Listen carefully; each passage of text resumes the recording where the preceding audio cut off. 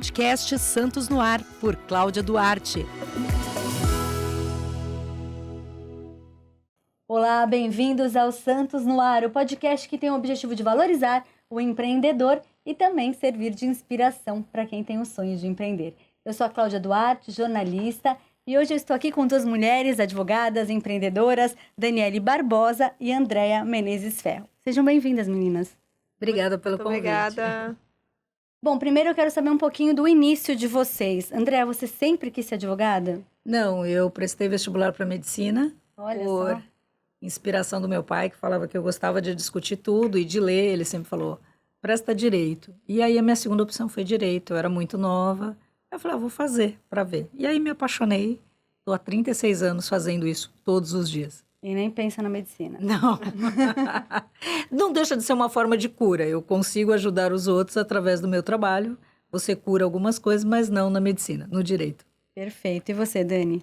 Bom, o meu começo de carreira foi técnico em processamento de dados na Federal. Olha só. Sempre gostei muito de trabalhar com essa parte lógica, de números. Trabalhei também com contabilidade, muitos anos. Só que meu sonho sempre foi direito.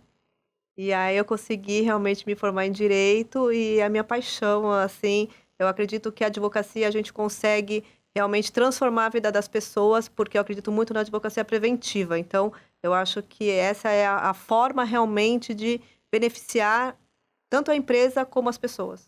A advocacia preventiva, como é que funciona? Então, essa é um tipo de advocacia que eu gosto muito e eu converso muito com os meus clientes, que não adianta procurar o advogado depois que já existiu um problema. Por quê? Muitas vezes é muito mais difícil, muito mais caro dele solucionar o problema.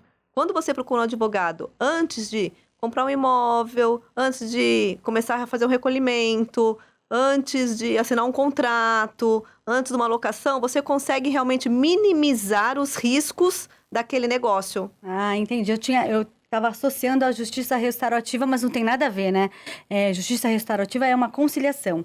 E a advocacia preventiva é evitar o problema. Como se fosse um check-up da vida antes de acontecer a doença, você consegue... Um checklist, né? Isso mesmo. Como que eu preciso me prevenir para, se eu tiver o problema lá na frente, ele ser mínimo e me causar menos problemas, né? Agora, André, a gente estava conversando antes de vir para o ar sobre a questão de realmente gerir, né, uma empresa, da gestão. E na faculdade de Direito não se aprende isso. Não, né? Essa foi uma das grandes dificuldades. Como eu falei, eu estou formada há 36 anos e eu nunca senti isso na profissão, essa necessidade vinda dos outros colegas. E eu sentia que eu tinha que ter uma gestão. Porque um escritório de advocacia, né, a Dani sabe bem, ele precisa dar lucro, como qualquer empresa. Então, você tem que aprender a gerir o seu escritório, você tem que aprender a ser gestor, você tem que aprender a delegar, você tem que conhecer de números, né? Tem todo um acervo aí de conhecimentos que não são passados na faculdade. Então, eu fui em busca. Verdade. Faço cursos, leio, treinamentos para aprender como fazer um negócio dar certo. E isso inclui gestão de pessoas. Você tem uma equipe, como é que você faz para escolher os seus colaboradores? Através, às vezes, de uso de ferramentas de RH, às vezes entrevistas pessoais, sempre comigo, né? Sempre com você? Sempre, Você porque vai trabalhar direto comigo e vai trabalhar direto com os meus clientes. Então, eu preciso que o perfil esteja alinhado com aquele conceito que eu quero passar do meu escritório. E qual é esse conceito? Da excelência, de sempre dar prioridade para o cliente, que é entregar a melhor jurisdição para ele, né? Para que ele se sinta confortável. Porque quando a pessoa chega no escritório, quando não faz essa parte consultiva e preventiva, ela tem um grande problema. Então, você precisa auxiliar. Porque ninguém vai no escritório quando está feliz. Então, sempre o primeiro momento é aquela dor. Ou porque perdeu o emprego, ou porque está sendo processado, ou porque morreu alguém, precisa fazer um inventário. Então, o advogado lida no primeiro momento com a dor. Então, você precisa ter um acolhimento. Você precisa ter pessoas que entendam e captem aquela dor para transformar aquilo, explicar como vai ser o processo, que o processo nem sempre é rápido, e possa dar segurança de que ela está bem assistida. Então, isso para mim é o principal. Ótimo. Dani, você percebe isso também, que o advogado tem que ser um pouco psicólogo? Até porque na faculdade a gente só aprende, eu falo, ser profissional liberal, né? Que é aquele que só executa a tarefa. E quando você começa realmente a empreender, não basta só você ter o domínio da parte técnica. Você precisa realmente ter o conhecimento de todas as áreas, né? Como você falou, a parte da empresa, das pessoas, dos processos, procedimentos. E nem sempre o cliente ele vai com a informação completa do que ele precisa ou do que ele quer. Então, o advogado ele precisa ter essa expertise de captar e de realmente perceber qual é, no fundo, a intenção do cliente. Porque muitas vezes ele vai buscando um direito, só que na realidade ele não tem dimensão do que ele pode obter de benefício. E que muitas vezes o que ele quer estar falando, né, da forma como ele fala, não é exatamente o que ele busca no íntimo dele. Então, o advogado precisa fazer realmente esse filtro para conseguir deixar o cliente realmente satisfeito, realmente com aquela sensação de que chegou no resultado que ele esperava. Entendi. André, teve algum líder, alguma pessoa que te inspirou, ou que te inspira, que você fala, eu leio bastante sobre essa pessoa, ou então alguém mesmo, uma pessoa que você admire? Várias pessoas, não dá para citar uma só. Eu acho que hoje eu sou um conjunto de tudo que eu já vivi, de tudo que eu li, de tudo que eu aprendi. A minha primeira experiência foi no escritório de advocacia voltada para o direito do trabalho, onde realmente eu aprendi muito. Eu até hoje sou muito grata a ele, eu falo, o que você deixou fazer não tem preço, que era errar nos seus processos. Então, eu aprendi muito e a gente no início erra. Então, hoje eu sei o que fazer porque eu errei muito. Então, para mim, esse é um grande mentor da possibilidade que ele deu, da abertura de me fazer conhecida, de deixar os processos, de eu poder fazer várias audiências por dia, de ter esse contato com o juiz, de me formar profissional. Então, hoje eu sou um conjunto de tudo isso. E foram passando vários mestres, vários mentores, né? Também tenho uma parceria com a Dani, que nós conversamos, não só sobre direito, mas como ser uma pessoa melhor. Isso acaba influenciando em tudo. Mas vocês já se conheceram profissionais já formadas e já atuantes, né? Já. Isso é muito interessante que você falou, porque o meu marido também é empresário e ele sempre fala isso. É importante dar a chance para o profissional errar. Ele colocou os filhos numa obra, ele tem uma construtora, novinhos, e tinha, logicamente, alguém supervisionando, mas é importante você saber o caminho e você descobre esse caminho errando, né, Dani? Por isso que é importante você estar observando e você sempre ter alguém do lado dando a mão para essa pessoa que está iniciando. Agora, pode continuar. Então, porque isso é fundamental, porque a pessoa não aprende na faculdade, não é na faculdade que você aprende, é realmente no dia a dia que você vai realmente ter expertise. E falando nisso, nesse caminho inicial, nesse início de carreira, do que você teve que abrir mão? Difícil essa pergunta, né? Porque faz muito tempo. É engraçado, né? Porque o meu começo de carreira do direito foi um over de direito, né? Então, assim, eu vivia 24 horas do direito. Só que para mim não era um abrir mão de nada, porque... É um investimento no que você quer. Minha paixão sempre foi o direito, então eu não tive uma perda. Então, quando você traz, é uma reflexão de... Não existiu perda, porque realmente foi uma realização de um sonho, foi realmente uma realização de como eu consegui ajudar outras pessoas com aquele meu conhecimento, com aquele meu... com a minha ânsia, assim. Eu acho que esse começo de carreira, onde você acaba trabalhando muito mais, que você tem aquele ímpeto de aprender, faz com que a gente não perceba o que a gente está perdendo. Hoje, mais madura, você acaba realmente tendo uma seleção natural do que realmente você mais gosta, do que realmente você ajustar a sua vida para trabalhar e para ter o lazer, coisa que no começo da carreira você acaba abrindo mão realmente da sua vida particular, né? É isso mesmo, comigo também foi assim. Quando a gente começa a exercer a nossa profissão, a gente quer tanto crescer, a gente quer tanto fazer direito, que a gente vive aquilo, almoça aquilo, janta aquilo, dorme aquilo e trabalha bastante tempo, né, Andréia? Bastante. Agora, a Dani estava falando, você também, o primeiro filho, eu tinha acabado de montar meu escritório próprio, né? Antes tinha trabalhado em outros escritórios, fui advogada de banco. Então, quando eu montei meu escritório, o meu primeiro filho, eu fiquei apenas afastada 30 dias. E aí, quem ajudou a cuidar do Vitor foi minha mãe. Já o segundo, Lucas, eu já estava mais estruturada, eu aluguei um escritório do lado e fiz um berçário para ele. Então, ele ia trabalhar comigo. Eu chegava de manhã com um carrinho, uma madeira, sopinha, e ele tinha o cantinho dele. Na minha sala tinha um chiqueirinho, e ele ficava lá comigo, né? Então, quando eu olho isso, eu falo, nossa... Mas você se É. arrepende? Porque Não. eu não me arrependo. Então, eu penso na maternidade e eu falo, nossa, às vezes eu vejo imagens da minha filha, vídeos, e eu falo, nossa, eu não estava nessa hora. E eu penso, poxa, eu gostaria de estar. Se fosse hoje, eu ia reservar esse tempo, mas eu acho que é outra fase.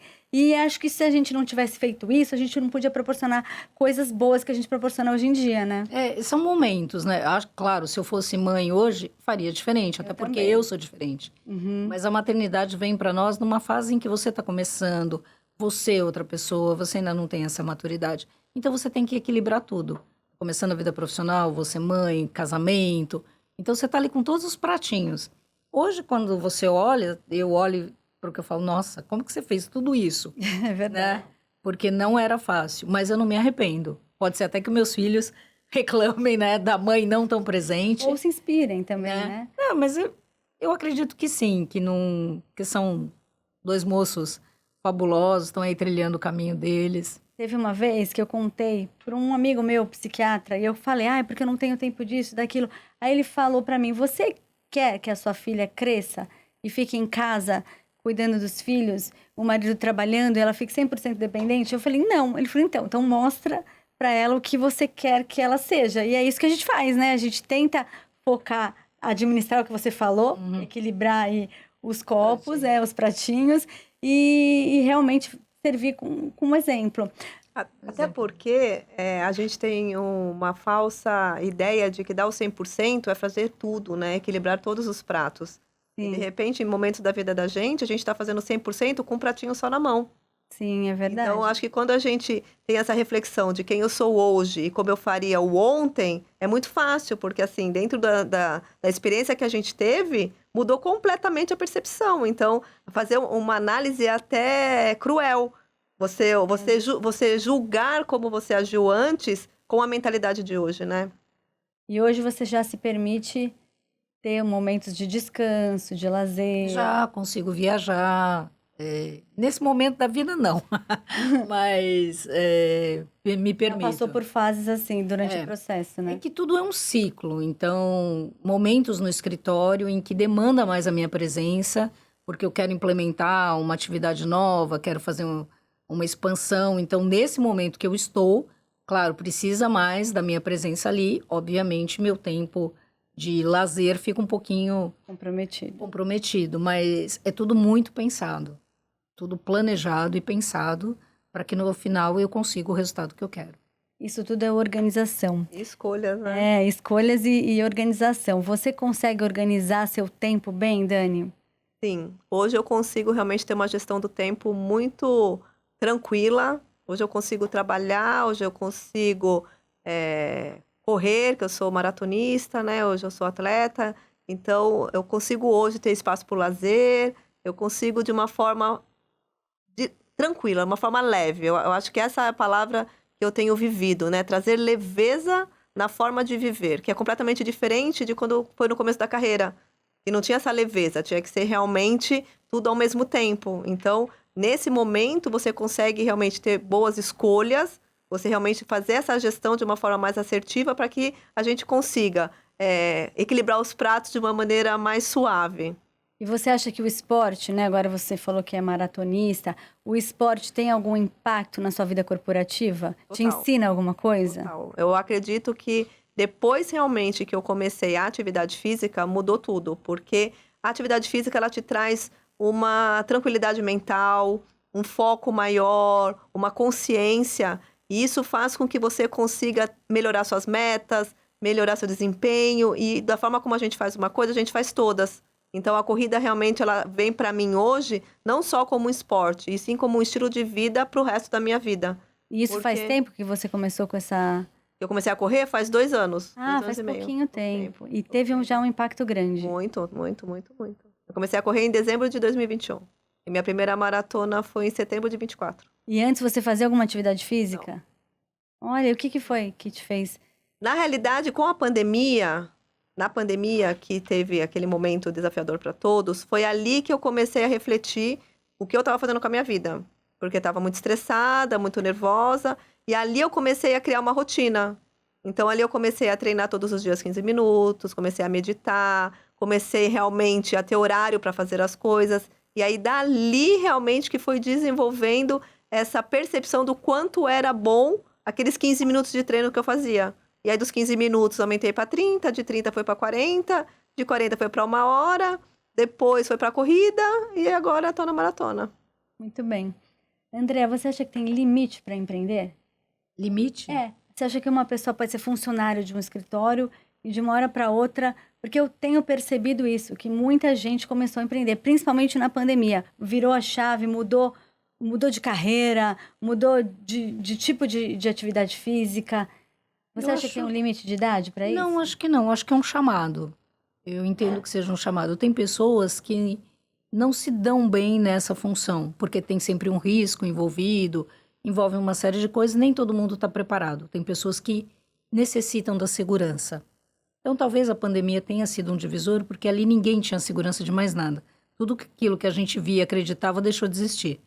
Era assim, um dia de cada vez. E as pessoas tiveram que aprender um dia de cada vez e que nós não tínhamos controle sobre nada. Ali acho que foi, para mim, o grande aprendizado. Eu não tenho controle sobre nada, porque parou.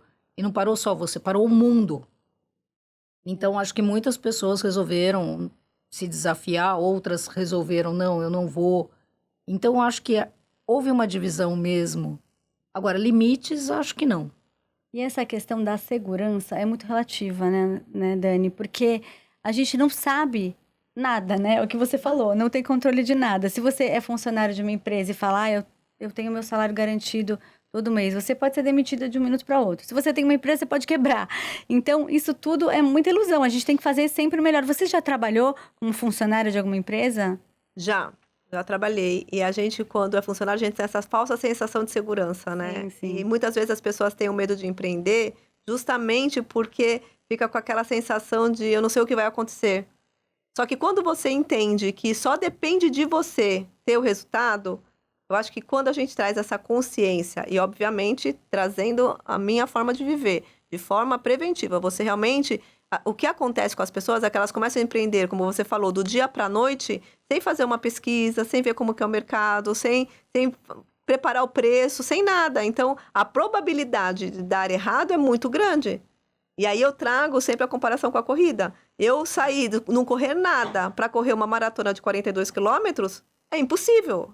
Vai dar errado, vai ter um problema. Então, quando você realmente faz um preparo, você realmente... observa, é quando as pessoas têm esse êxito. Então, o empreendedor, ele consegue quando ele busca pessoas que já passaram por aquilo e que tiveram resultados positivos, onde ele pode replicar aquela experiência. Você percebe isso, André? Porque você atua mais na área trabalhista, Sim. né? E você percebe essa questão da pessoa não se preparar para empreender e aí ter problema justamente porque não fez um plano de negócios, não se preparou de uma forma adequada. Todos os dias eu lido com isso. A pessoa faz um investimento, vai lá empreender, mas ela não entende do negócio. Ela não entende de pessoas. E aí tem um belo dia que tem um processo. E aí a pessoa também não sabe como lidar com isso. Então, a gestão de pessoas, essa questão da advocacia preventiva, funciona muito. Mas, primeiro, a pessoa, o empresário, tem que ter a consciência de que ele não sabe. E ele tem que procurar essa ajuda antes, não depois. Porque o depois, às vezes, como a Dani falou, pode sair muito mais caro. Mas isso eu vejo todos os dias. Realmente a pessoa vai, às vezes compra uma franquia, investe. Franquia também? Eu achei que franquia fosse mais fácil, porque já vem meio que o modelo pronto, né? Aí a pessoa não sabe como é que lida com aquilo, não sabe as regras. E direito do trabalho é uma área bem específica. Uhum. E não tem como desassociar, porque o trabalho está no teu dia a dia. As pessoas que trabalham com você, até dentro da sua casa, não precisa nem ser na sua empresa. As pessoas que trabalham com você. Então, você tem que ter um mínimo de conhecimento ou procurar ajuda de quem tem. Para deixar tudo legalizado, tudo certinho, para realmente prevenir e você ter consciência dos direitos e dos deveres, né? Isso realmente não é feito. É verdade. Você também percebe isso, Dani? Até porque é muito difícil você conseguir ter o domínio de todas as áreas, né? Então, a importância da gente realmente ter mentores, de você ter consultores para que te ajudem nesse processo, porque o profissional, o dono da empresa, ele é bom naquela área. Então, ele precisa contratar um contador, um advogado, um consultor, um RH, justamente para ele ter esse amparo das pessoas mais qualificadas naquela área específica, para dar todo esse, eu digo que essas opções para que ele tenha uma melhor escolha. Porque... Mas você acha que uma pessoa que está começando, ela às vezes ela não tem dinheiro para isso, né? Para contratar toda essa equipe multidisciplinar. Então, mas se a gente vê, tem curso no Sebrae, tem vários cursos gratuitos. Então, assim, eu acho que... eu costumo dizer assim, ou você faz, ou você arruma desculpa para fazer. Porque hoje a gente não tem como a gente falar que tudo é muito caro, porque muitas vezes a pessoa nem pergunta para saber se é caro ou não, e a gente tem muita oferta gratuita, para pelo menos dar um direcionamento. E quando a gente fala de consultoria, que nem falou, a pessoa está começando, ela sequer pergunta o quanto que ela vai pagar se ela precisar daquele serviço. Então, ela não tem nem dimensão, porque a gente tem esse hábito de não se prevenir. Acaba sendo uma coisa cultural, né? Uhum. O que chega mais, uma pergunta para as duas, no escritório de vocês, relacionado a empresas mesmo. Qual o problema, o factual que acontece no dia a dia dos empresários mesmo, dos funcionários, as queixas dos funcionários? No meu escritório, a maior parte são reclamações trabalhistas. E aí envolve falta de registro, é o campeão. Jornada de trabalho, pagamento por fora. Né? Esses são os campeões de audiência lá. E assédio, né? Assédio, porque acaba as pessoas não sabendo lidar com as situações. Nem o empregador, nem os gestores desse empregador e nem os funcionários, nem os colaboradores. Então, acaba, pela falta realmente de você ter um manual de orientação ali para todos, acaba um entendendo e interpretando de forma diferente e acaba gerando um problema interno na empresa. E é importante que a empresa tenha um compliance, regras, né?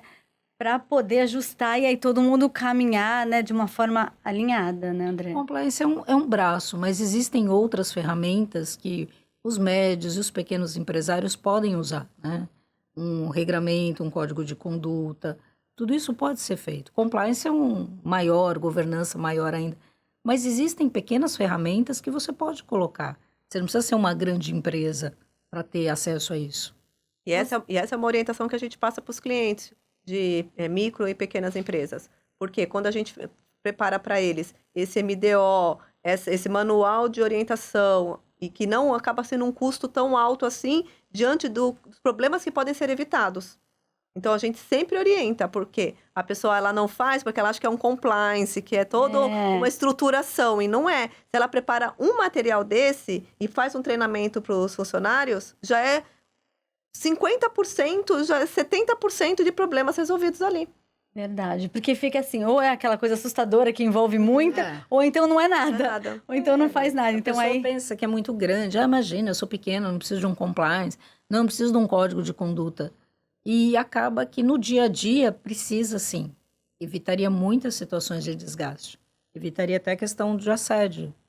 Por quê? Porque está ali no regramento, todo mundo teve acesso, todo mundo sabe. E falta treinamento, né, também. Períodos de crise, vocês já tiveram, evidentemente. Como é que vocês fazem para extravasar, para resolver? Ela tem o esporte, tem a corrida. Como é que funciona isso, André, para você? Para mim, assim, o meu momento de desligamento sempre foi leitura. Nossa, me deixa num cantinho com livro. Olha só que eu delícia. Em outro eu, mundo. Jornalista, eu ando tão decepcionada com a falta da leitura, porque hoje em dia as pessoas só leem o título e acham que leram uma matéria inteira. Ou então só se abastecem pelas redes sociais, né? O que é um grande passo para entrar numa fake news, porque hoje todo mundo dá notícia. Eu fico feliz com pra mim que lê notícia, que lê livro. Para mim é outro mundo. Me deixa quietinha ali, eu vou para outra dimensão. É minha válvula de escape mesmo. Eu tenho um projeto de leitura, né? Aprendendo a gostar de ler, que é incentivar as pessoas a lerem uma página de um livro por dia. Porque se a gente começa só com uma página, e aí muitas pessoas falam assim, mas é muito pouco. Mas se você lê uma página por dia, você rapidamente lê um livro por mês. Pelo menos no ano você vai ler 300. Exatamente. É engraçado que eu fiz isso em termos de organização. Eu falava assim, eu não tenho tempo de organizar esse armário hoje. Aí eu falava assim, eu vou organizar uma gaveta por dia. Porque aí uma hora chega o armário todo. Se você for ter tempo para fazer todo um projeto, então toda uma arrumação, ou de ler, eu quero ler 3 livros por semana, você acaba, é aquele negócio, ou você não faz nada, ou você quer fazer muito, né? Mas os hábitos atômicos, tem um livro, né, chamado Hábitos Atômicos, que ele ensina exatamente, são micro-hábitos. É você criar micro-hábitos, que aquele micro-hábito, junto com outro hábito que você já está acostumada, ele acaba sendo incorporado e você consegue, ao longo do tempo, ver um resultado muito produtivo. E é um micro-hábito. Ó, ninguém falou isso aqui ainda, minhas assistentes estão aí, ninguém falou isso, é muito legal. Porque funciona na dieta, funciona no relacionamento a 2, a gente vai de vez... Não é que a gente não pode ter muito tempo juntos, mas vai separar meia horinha, 2 horinhas durante a semana, e depois mais o fim de semana. Com isso, você tem uma conquista contínua, né? Sim, você tem uma melhora em tudo, né? É 1% melhor a cada dia, né? Isso é científico, né? É científico, porque às vezes as pessoas, como você falou do fake news, né? As pessoas começam nas suposições. E se você trouxer a parte científica, é exatamente isso. É você, todo dia, um pouquinho. Não adianta, eu sempre, quando as pessoas falam de treino, né? Eu falo, não adianta você treinar no domingo, 5 horas. Sim. Você não aguenta, você não rende. Agora, se todo dia você fizer meia hora todo dia, você consegue ter um resultado muito mais positivo, né? É aquela questão do 1% melhor a cada dia. Características de temperamento. Vocês duas são mulheres fortes, determinadas, enfim, é fácil lidar com vocês na vida pessoal e na vida corporativa. Quero saber se vocês sabem identificar os pontos fortes e fracos do temperamento de cada uma. Acredito que não seja muito fácil, porque eu cobro bastante. Apesar, assim, de ter um diálogo fácil, né? Existe também a cobrança. Mas você sabe identificar esses seus pontos fortes e fracos? Sei. Então, assim, sou bastante determinada naquilo que eu faço, mas a pessoa, para estar comigo, ela precisa ter esse nível de dedicação.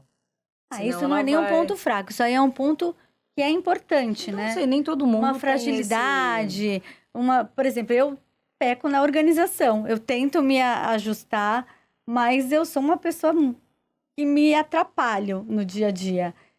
Isso é o meu ponto fraco. O meu ponto forte, os meus pontos fortes é que eu tenho criatividade, eu não desisto, eu tenho um relacionamento com muita gente, faço esse networking, mas a gente sempre tem umas derrapadas, né? Tem. Então, Mas eu acho... perguntando para os outros o que mais...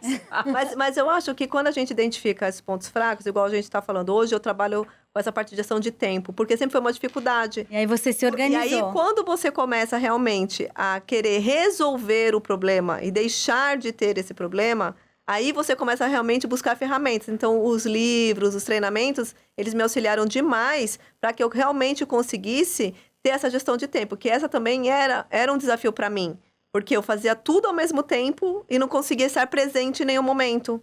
E hoje eu consigo, e esse é um desafio, porque todo dia eu preciso repetir essa consciência de estar aqui, não estar pensando o que eu tenho que fazer, o que eu vou fazer, o que eu já fiz, o que é amanhã, depois. Coisa que antigamente eu vivia estressada dessa forma. E hoje eu já consigo pensar de uma forma diferente. Verdade. A gente está terminando aqui o nosso bate-papo. Eu sempre encerro a conversa pedindo uma dica para vocês, para pessoas que estão começando na área de atuação. Quer começar? Tem uma frase que eu gosto muito: a vida não tem favoritos. Então, essa é a dica. Se você quer alguma coisa, faça. Muito bem. A minha dica é: peça ajuda. Porque como a gente estava conversando, a gente quer fazer as coisas do jeito que a gente acha que tem que fazer. Mas sempre teve alguém que já conseguiu trilhar aquele caminho. E quando a gente pede realmente ajuda, não significa que a gente está sendo fraco, e sim que a gente está querendo fazer o nosso melhor. Ótimas dicas, aliás, inéditas. Nunca ninguém falou sobre isso. Adorei. Muito obrigada pela presença de vocês. Obrigada a você. Adorei, obrigada. Obrigada. Lembrando que a gente tem edições novas do nosso podcast todos os domingos no YouTube, no Spotify e também no site da Tribuna. Sigam o nosso canal, acionem o sininho aí para receberem as novidades. Muito obrigada por acompanhar até o final e até a próxima. Podcast Santos no Ar, por Cláudia Duarte.